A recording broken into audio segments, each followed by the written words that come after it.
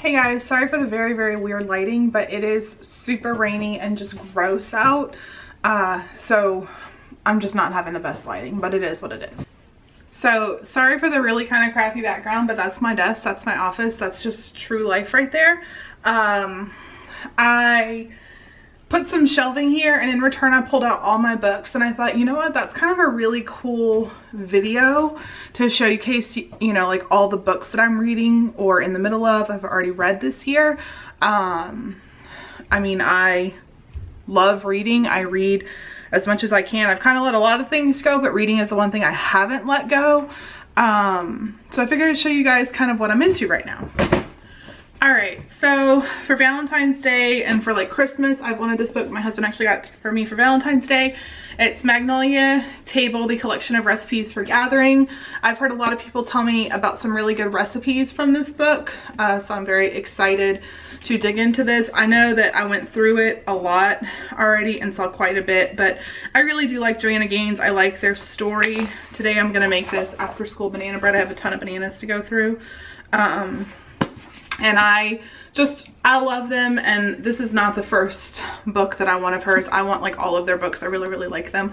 I'm not a huge like farmhouse decor type girl, but like some of her stuff I really love. Like I have no desire to ship up anything in my house, but I love when she does like the woods and the blacks and all that stuff. Like that's totally my jam. So the next book I got, I was in Target the other day and I just happened to see it and I was like, ooh, I didn't realize that was coming out. And I knew it was coming out in March, but I didn't realize it was so early.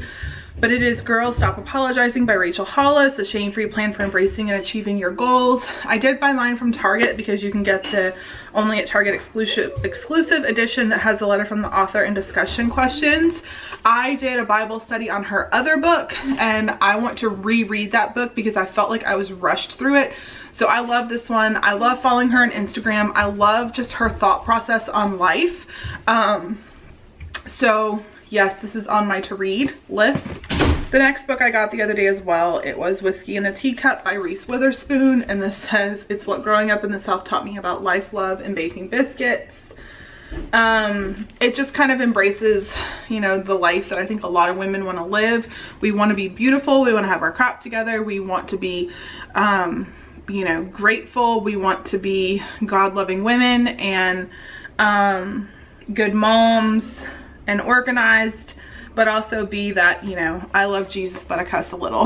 Like that's kind of my motto in life. So I was very excited to get this, and this one also had like an exclusive chapter and author letter because it was a Target book, which I thought was kind of cool. And what I like about Target is if you see, I always check Amazon, and if you see it cheaper on Amazon, then they will match it, you know, price by price. So I thought that was cool. The next book I bought, and I've been kind of in the middle of this one, is It's Not Supposed to Be This Way by Lisa Turkhurst. I saw her at a event at my church, and I really loved her, and it says finding unexpected strength when disappointments leave you shattered. And that's kind of oftentimes how I feel like if you read the back, it says life often looks so very different than we hoped or expected. I have major issues with the fact that I got pregnant very young, and I've kind of lived my life in reverse. A lot of people, you know, have all the success when they're younger and then they have kids and they're already successful, and like we kind of had kids and kind of had to like fight our way to get successful.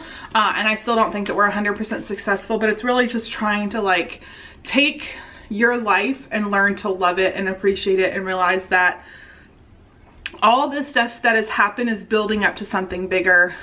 So this is the one I'm currently reading and I love it. I loaned it to a friend of mine that recently lost a baby at about 20 something weeks. So I'm just not getting it back, but I'm very excited to dig back into it.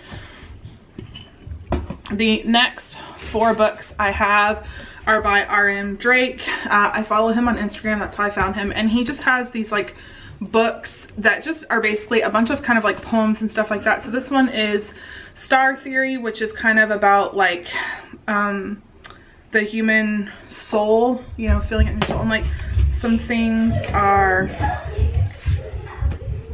what grows. Sorry if you hear my kids screaming. What grows, sadness grows, heart shatter, love fades, time goes on, and that doesn't change for anybody. And I love him because it's sad stuff that it's okay to be sad. Like it's okay to be down. It's okay to fall in love and lose. It's okay to get angry. It's okay to be upset. So I just like it. This one is Chaos Theory. This is about the human mind. So this one says, some women. I've learned how some women would take it. They would break every time someone told them they loved them. While at times other women couldn't stand it, that is, if you told them you loved them and you lied about it, then that would be the end for you. The thing is, some women are more than just women. Some women are dangerous, they're warriors, and they'll eat your heart out the moment that you try to ruin theirs. So again, it's just, this one is more about the mind, and they're all, I think, kind of geared towards women. The next one is about the human heart, and this one is a lot like about motherhood and stuff like that. But again, another one of his. And then the last one is Light Theory of the Human Body. I like these books because Aubrey actually started reading some of them and she got a lot from them. She is a preteen, and you know, they can kind of feel like their world is turning upside down because of a friend drama, or you know, just hormones and life drama. So she also liked these books as well. Again, when Jeff and I went to that event at our church, we saw Levi Lusko, and I really loved the way he talked. And a book that I want to get is his version of the Bible, which is the NKJV Bible, I believe.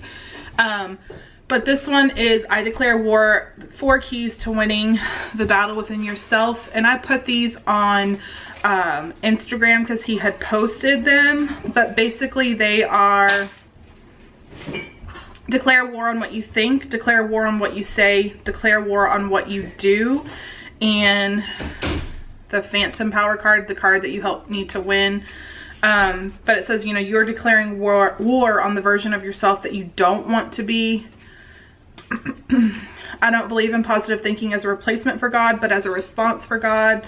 It is a faith-based book, so if you're not faith-based, then this one won't be for you. But I really liked the way that he said things like, God didn't get stuck with you, he chose you.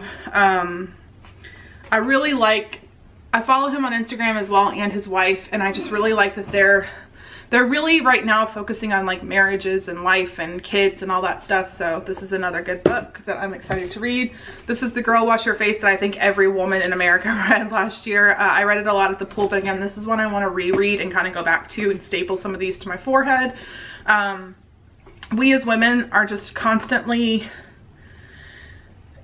thinking that we're the worst and getting down on ourselves, and this book kind of tells us like we all make mistakes, we all mess up, we all have our days. Just, you know, girl, stop apologizing. The next book is Why Her by Nikki, I don't even know how to pronounce that. 6 Truths We Need to Hear When Measuring Up Leaves Us Falling Behind. I think this is something really common with women. We're always looking at everybody else and comparing our lives and comparing how great they are.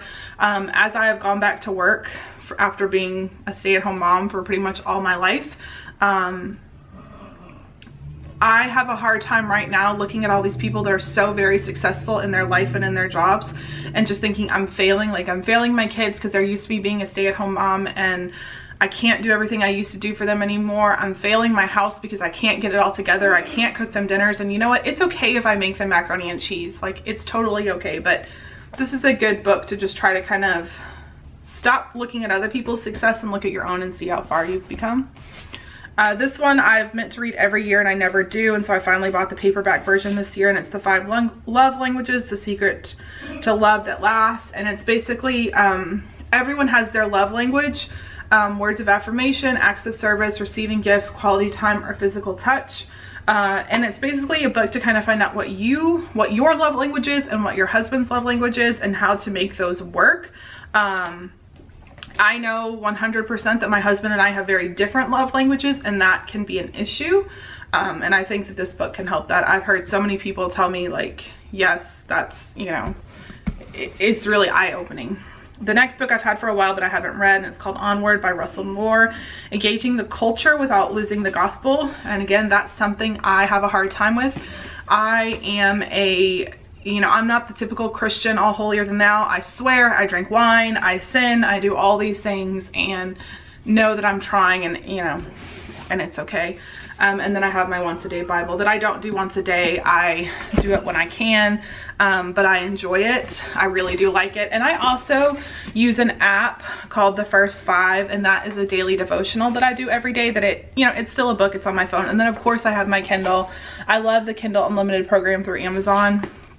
I am using it all the time. I read books on there as well, but I tend to like to buy my faith-based books because I like going over them and looking, you know, over them all the time and kind of seeing them in my face and knowing like, oh, okay, like I need to remember to, you know, read this week or whatever. I'm putting all my books back on my little bookshelf. But yeah, those are my books. If you have any books or have read any books that you think that I would enjoy that are kind of based on these types of books, please let me know. I would love, love, love to see them. I'm always looking for new books to read. I can read at work, and you know, if I do not have to work, I'm reading. And it's good for the mind, and where summertime's coming, I would like to kind of boost my book collection up so that I have lots of books to read while the kids are at the pool. So thank you guys so much for watching, and if you have any suggestions, definitely leave them down below.